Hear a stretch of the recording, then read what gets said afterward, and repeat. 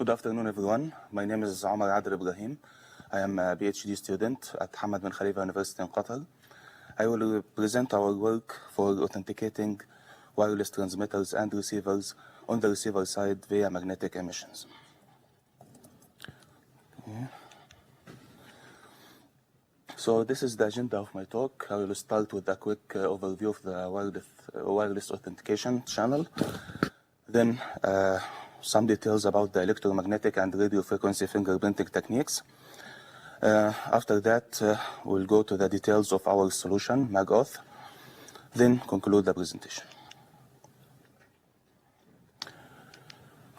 So the widespread of usage of wireless channel nowadays is because mainly it provides convenience, flexibility, and speed.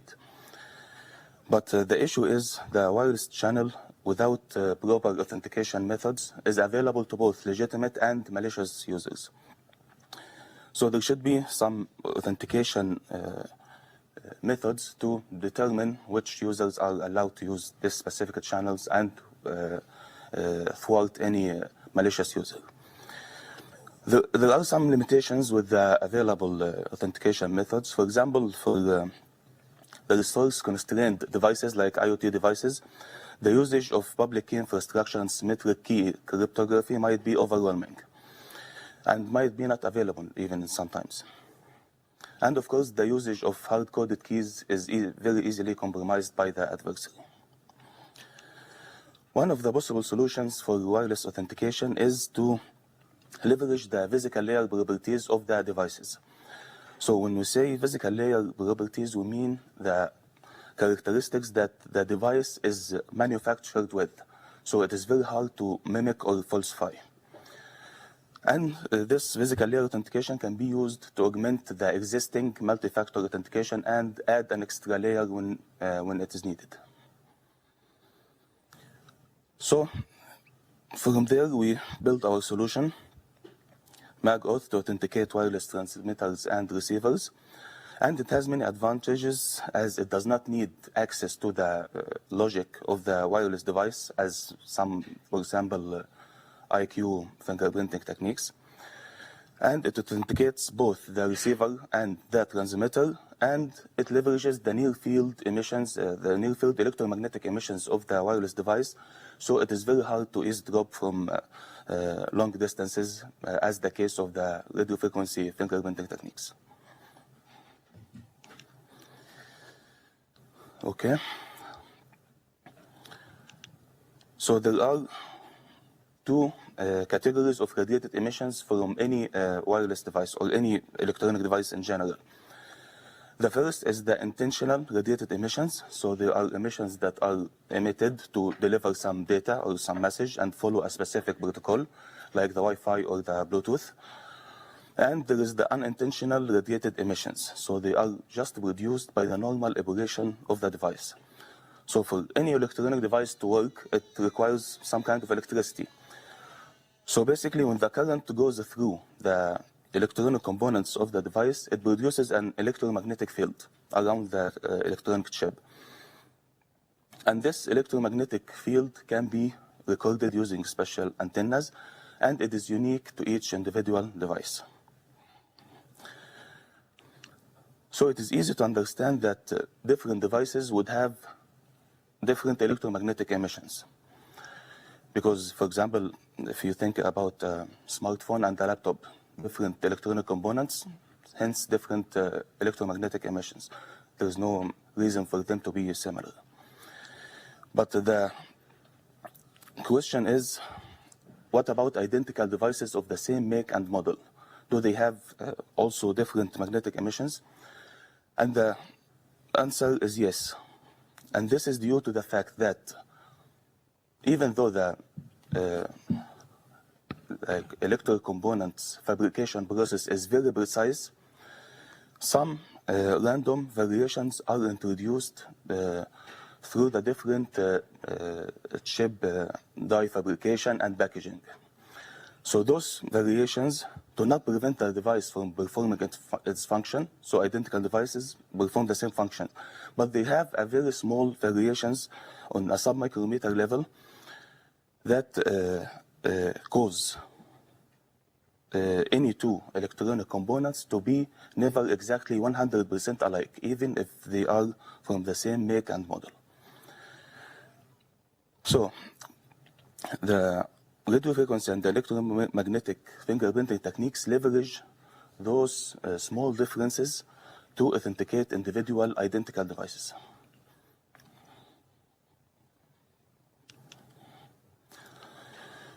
So using this concept, the researchers try to fingerprint any electronic device that you can think of, from identical laptops, smartphones, microcontrollers, USB devices. Even identical cars would have different electromagnetic emissions. Not only this, but also the code the electronic device is executing changes its electromagnetic emissions. And this fact has been leveraged to monitor the activity of electronic devices just by looking at the electromagnetic emissions. Also, it is used to detect malware. So if you think of a laptop, each malware runs on this laptop would have a specific electromagnetic emissions that can be recorded and fingerprinted, then used later to detect malware using its unique electromagnetic emissions. Okay, now we move to the details of our solution. So we consider mainly two scenarios. The first scenario is wireless receiver authentication. So we fix the transmitter and its antenna, and we rotate 5 different wireless receivers and 15 antennas. And why we changed both the receiver device and antennas? So our hypothesis is that the electromagnetic emissions depends both on the wireless device and its antenna. Any change to one of those or both of them would change the resultant electromagnetic emissions. So this is for the first scenario. We fix the transmitter and its antenna.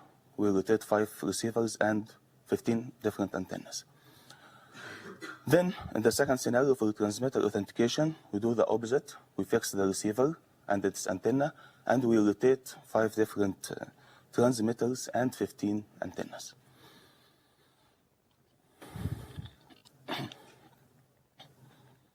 So this is the overview of our solution. We first use an electromagnetic probe to collect the electromagnetic emissions at the joint link between the wireless device and its antenna. Then we extract the relevant features from those emissions. Then we train first an autoencoder to detect rogue wireless devices. So we detect is this sample belongs to an authorized device or not. If it belongs to an authorized device, we move the sample to a neural network model to single out the individual wireless device generating this electromagnetic emission. Okay. This is a quick look at our setup. You can see we use a magnetic antenna. On the right side, we use a magnetic antenna connected to. So we use 2 setups. One is expensive and one is cheap, as we will see. So the electromagnetic antenna can be connected to a cheap software-defined radio or an expensive spectrum analyzer for better and more accurate results. But of course, difference in the cost. Okay. We see here that the magnetic antenna has to be very close to the joint link of the wireless device and its antenna, which can is an advantage, as the adversary has to be very close in order to inject or eavesdrop the signals. But it's also a limitation that it's different than the radio frequency fingerprinting techniques that work from long distances. But so it's a limitation and an advantage in the same time.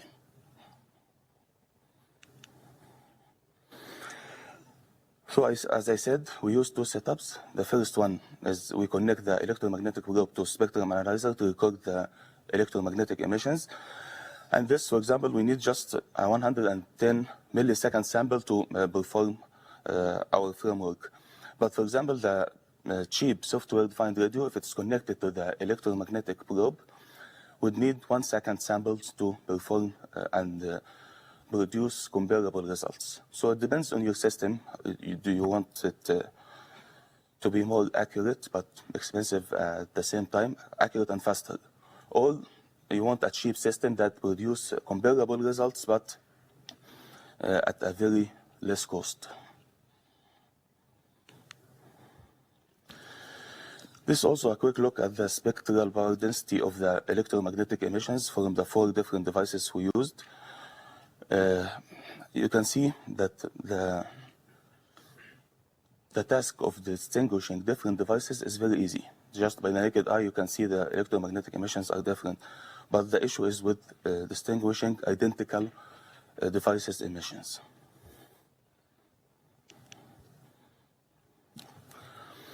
So once we have collected our electromagnetic emissions and extracted the relevant features from them, as I said, we first train an autoencoder.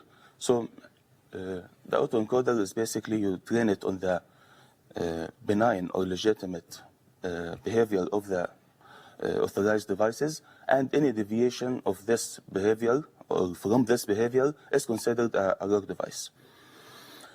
So we considered 3 scenarios in this rogue devices detection.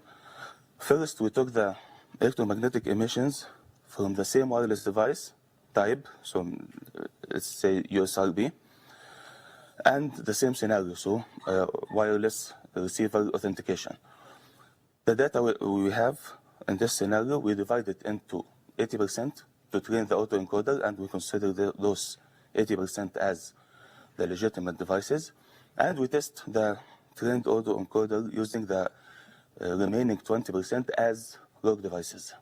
And you can see here in the first figure that putting a threshold between the authorized and rogue devices allow us to detect rogue devices with more than 99% accuracy. We also consider the scenario when we have the same device type, so USRB, but different scenarios. So we train the autoencoder on the data of USRB in the wireless receiver scenario as benign and legitimate. Then we test the autoencoder with the data of the USRB wireless transmitters to see if there is a difference between them, or we can detect that difference. In the second figure, we can see that also putting a threshold between the authorized and rogue devices allow us to achieve a very high detection accuracy. The last scenario that we considered is emissions from different wireless devices types. So we take the USRB electromagnetic emissions, train the autoencoder on them as the legitimate devices. Then we get the electromagnetic emissions from another device type like HACRF, for example, or LoRa or NRF receivers. And we can see also that the autoencoder can detect those different devices types with over 99% accuracy.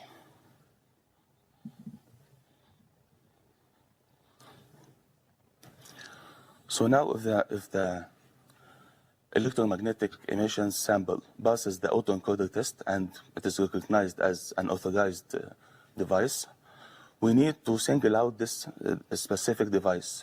For example, it is device X or Y and so on.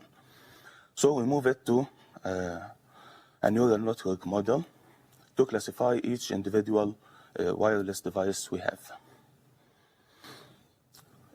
So here we see that we can, using the neural network model, we can achieve a minimum F-score of 0.94 in classifying the specific wireless device under test. Wireless device and antenna, of course. If we change each, it produces another class.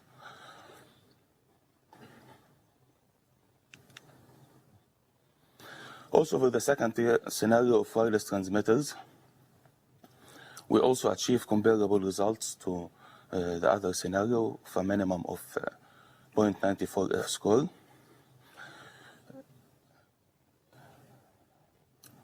Okay.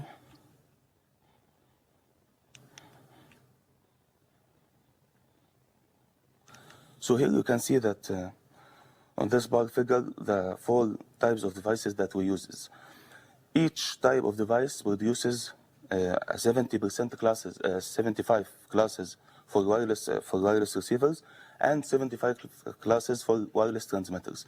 So each device type will produce 150 classes, and this is across 4 devices, so it's like 600 different combinations of wireless transmitter and receivers and their antennas.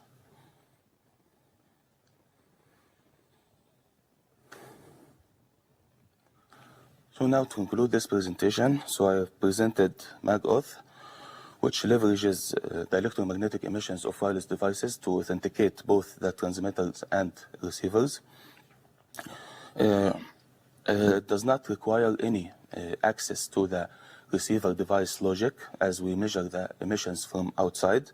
And it leverages mainly the near-field electromagnetic emissions, so it is hard to eavesdrop from long distances. We have done an extensive experimental campaign for more than 600 different combinations of transmitters and receivers, including both software-defined radios and IoT examples. We achieve a minimum F-score of 0.94 with sample collected at a maximum length of 1 second. Okay, thank you very much. This is it for me. I will be happy to answer any questions.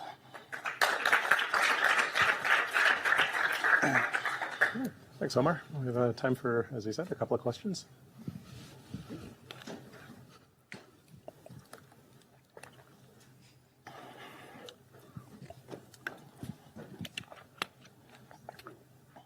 My question is, how would you compare the accuracy of fingerprinting in your scheme versus some other works in the literature that they also try to use physical layer fingerprint? So how much different is your accuracy also of missing, correctly connecting, correctly fingerprinting or detecting devices? Just curious about that. We did not directly compare with other solutions because our solution is different in its advantages as we measure the electromagnetic emissions field from outside of the device. For example, the other RF fingerprinting techniques, you have to have access to the device to record the IQ samples, then fingerprint it. So we did not compare the accuracy directly with other solutions, but I would say that most of the solutions, state-of-the-art solutions, you will find the accuracy is comparable, but it depends on the advantages and the characteristic of the system you want to build. So the accuracy, I don't think there is a much difference between the solutions.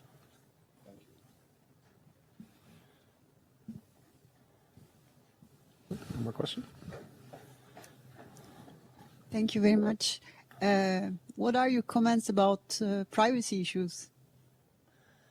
Privacy issues in our solution? Yes.